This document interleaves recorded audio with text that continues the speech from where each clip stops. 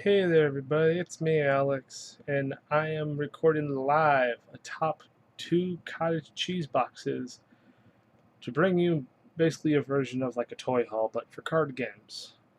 Uh, as you guys may be aware or not aware, whatever, I like to play card games. They could be collectible, they could be tradable, they could be something within. They could be able, as long as they are able and willing. Like the Paralympics. I would like to try it. So pretty much, I just wanted to show you some of the new games I got, followed by like, oh, isn't this kind of neat? And then afterwards, I'm. It's pretty much like a teaser of like this is what I'm going to be showing you later, anyways, like giving in-depth tutorials on how to play them, stuff like that.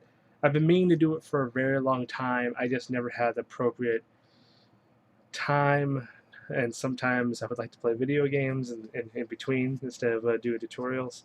So here we go. The first thing that I got is Bionicle, the card game. Now, they made 2 card games, and there are like some text rule formats that people post online, but not really great diagrams, so this one will be worth giving a go just to show you how it works. And the premise behind this game is that you are the different body parts of the latest Bionicle people.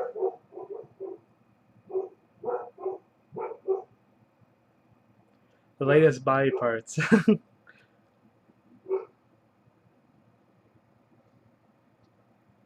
The latest body parts of the of this clan, because I'm not really deeply into the history of Bionicle.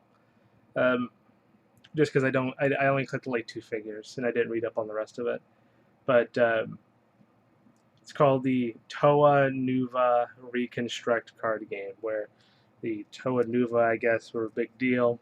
They were separated into many parts, and each each deck is a 2-player starter deck of all 6 colors, red and black, and then I think this is green and purple. Yeah, green and black. Yeah, green and black, blue and white, and red and brown. And yeah, you take turns trying to steal body parts from each other, and the goal is to create the ultimate, is to reconstruct it. The two and Nuva. So that might be interesting to see like what type, how exactly it works. Because I thought it was going to be like really cheap. And not involve like a lot of strategy where it's just like, oh, you just get lucky on your card draws. That sort of thing. And then the next one is another Bionicle game. It's the second one. It's the Bohrok Swarm. Um, and there's 3 different decks because they're all 2-player decks. Here's the red and white, and then the brown and blue. It is a bit strange how they switch up the colors every now and then for the at least for these 2 games, because this one is green and black again. Or maybe I'm just misremembering. Yeah, because it was blue and white for the previous one. But anyways, with that one, it's a little bit neater because it's actually more like a board game. Each starter deck comes out with like a little formatted sheet, 1-inch squares, and you move around the pieces and you roll dice and stuff like that. So it's almost like a war game, but in card format. So that would be interesting to actually check out. That one I was legitimately interested in. The Reconstruction deck is more like, well, let's see how well it could go. That sort of thing. Because there are booster packs for both of those games, but I didn't see like a really need to get those. Now, this another one was one as the Monsuno. It's the 2-player starter deck. This one I was interested in for a little bit because like it came out, I think like 2012, 2013. At least I thought it came out semi-recently. Anyways, the main reason why I was interested in this one is like, oh, card game, a little cheap, and like around, it was like $13 when the 2-player set, And like the main gimmick behind this one, like the main selling point is you can play with your toy figures and they add to the rules and stuff like that. However, so because of that, I don't want to buy the toy figures. I just wanted to play the game. Therefore, I'm not going to get the game. However, I found out recently after seeing it was like $5 for one of these starter set things. Like, oh, you don't need the figures for them. It'll be neat to give it a shot. It feels very similar to almost like Pokemon with the levels of with the styles of stats, where it's like 120 health. Um, Actually, no, it's closer to spoils because I see a speed rating and a launch, yeah, and a launch rating, things like that. So there might be some terminal velocity stuff going on. That'd be really cool. And then the other one that I got here is Medabots. So this was really cool. This was kind of like lifelong childhood dream sort of thing because I remember seeing this one time in Toys R Us and then never again. And it's like, oh my god, I gotta get it, but it's like, with child pocket money, $13 for a starter tech is kind of a big deal. But yeah, just to give you a better glimpse on it, it was really really neat because I got 2 starter decks and a booster box for $7. Um, I mean, this is almost me bragging about how frugal I am, but I really don't. I really don't want to do that. The thing that's really interesting about this is it's more of a tactical positioning game because there's like a grid format and you move them around almost if it's like an arena. So it's a lot more tactical than I originally thought it was going to be when I saw it. So that would be cool to see more information about. And now this other one is something that's just wacky. I'm like, what? They actually made a game of this. It's functional, and that is Superheat, a skateboard trading card game.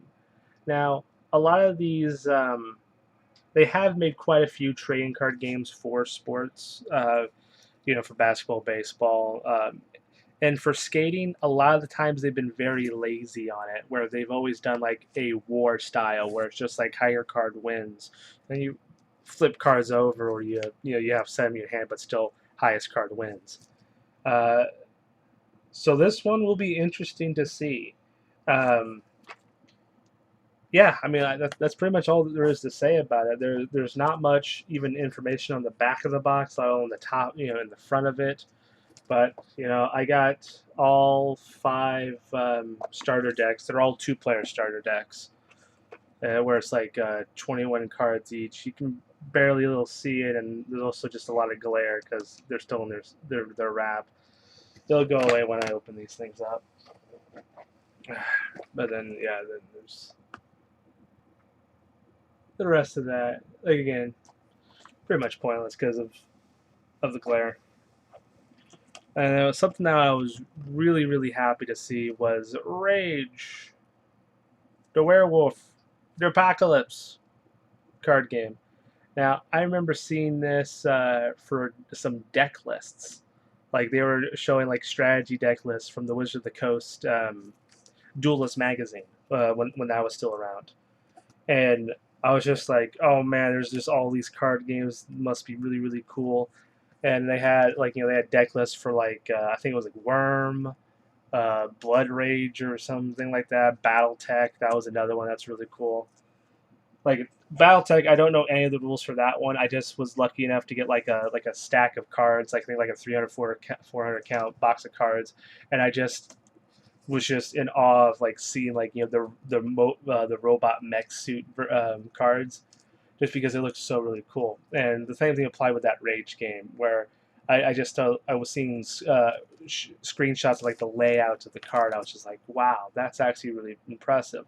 I really do like it when card games don't have like a lot of clutter on them, so that way you can use them for both playing and for displaying. That stuff's kind of neat. But that one, I actually am looking forward to reading on how to play it. So that was cool. Now this one, Ultimate Battles. Ugh.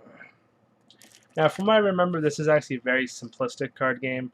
I bought a few booster packs, like when they're at the Dollar Tree, because I was just like, hey, let's give it a shot. Again, I love pretty pictures on trading cards. So let's take a look, see if there's any like some great artwork attached to it. Like maybe I could like use them for like some sort of accessories, that sort of thing. And not only does it have really amazing artwork, it's also a pretty decent game. It is definitely meant for kids, as they said in the back, because highest point wins, and it's hero type versus hero type. Very little like accessories you can use to make the hero stronger, that sort of thing. So it's meant to be a little bit simplistic. So hopefully, it's not as bad as it as it tries to advertise itself as being kid friendly. Because usually kid friendly means easy and cheap, and then gets boring really fast. All right, now the other one, which was really sweet, is Raw Deal. The thing that was really cool about this one is like this was like ridiculously cheap to get like a starter deck box set. So I was just like, I gotta have this, even if I've seen a few videos about this where the gameplay is pretty cool. The card layout is not really the best, at least in my opinion on it. Where it felt like it could use like some recoloring, some touch-ups on how pretty it looks. But I got the SummerSlam box sets, all 4 starter decks, along with a few extras. So you got Scott Hall, you got Hulk Hogan, and Kevin Nash as a combo. And I was just really surprised to see that Trish Stratus. Remember when she was hot? Those were some good years, right? Um, yeah. And I mostly know how to play it, so there's this one may not get the review section on there. Ric Flair. Woo! I really hope they keep to his gimmick as being the dirtiest player in the business by having him like a bunch of cheap moves that can get him like disqualified or something like that. But overall, I've seen some nice things about it, and I look forward to having all these starter decks, the Jeff Hardy boys. Well, no, the Hardy boys. Jeff and Matt. Right to Censor. This is from the Backlash starter decks. And then Edge and Christian. I don't know how they ever became a tag team or ever became popular. Because every time I see them, I'm like, oh, what's their gimmick? Like, why are they so special? They just seem like, we're two bros. I never understood them. And then followed by the Dudley Boys. Now, from what I remember, they don't have the Sky Too Hottie and like Grandmaster Sexay or something like that. Like that would have been a get and a half for a tag team like themed deck. Although they might have it, I'll have to look it up again on the wiki. Because that was the cool thing is there's a lot of information about Raw Deal. In case people actually interested in playing it. And then finally, to accommodate all these sweet card games that I got, I went and bought some sleeves. And DA Card World had a special on some Kaijudo sleeves right here. Like here's one with the dragon and whatnot. Here's the Kaijudo. It's it's just the symbol itself. Another Kaijudo sea monster. That sort of thing. And then they also had a special on Chaotix. I dropped the other one. Gosh darn it. Oh, yeah, there's. It fell on the floor. But, yeah, there we go. Some Chaotix sleeves. And the thing that's special about them is that they have a little barcode on the bottom to protect the code in case you didn't type in the code on the website or something like that. And the thing that was really neat about all of these is that they're having like a pretty big sale on just trying to dump them. So it got to the point where they were pretty much like $1.10 per 50 pack. which to me is like pretty awesome because I have almost never seen really 50-pack cards go for less than 220, especially online, because everybody needs card sleeves, and so even if you have card sleeves that you don't, even if they're sleeves that you think are ugly and you like don't even want to touch them, but you still need to use them, they're still like around $2. Uh, I know this one from World of Warcraft. It's the Headless Horseman set.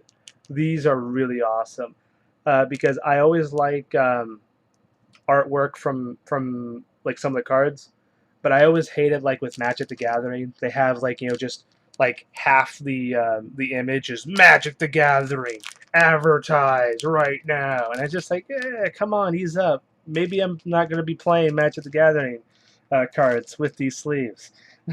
Come on now. So these were really cool. And then this one was the Succubus set from the World of Warcraft cards. It's one of the hero cards. So really, really cool.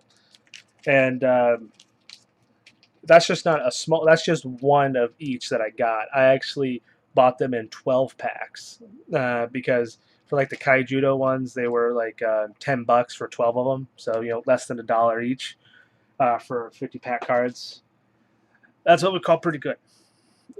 So I went pretty hog wild on that one and got like, I think 90 some odd 50 packs. So I pretty much almost spent $100 on sleeves, but I'm pretty good to go now on a lot of the card games that I have. Pretty good. So I'm happy about that. Anyways, video's taking way too long. I just wanted to show you guys some stuff that's coming down the pipe, as well as just show you things that are just interesting in general. So thank you. Have a good day.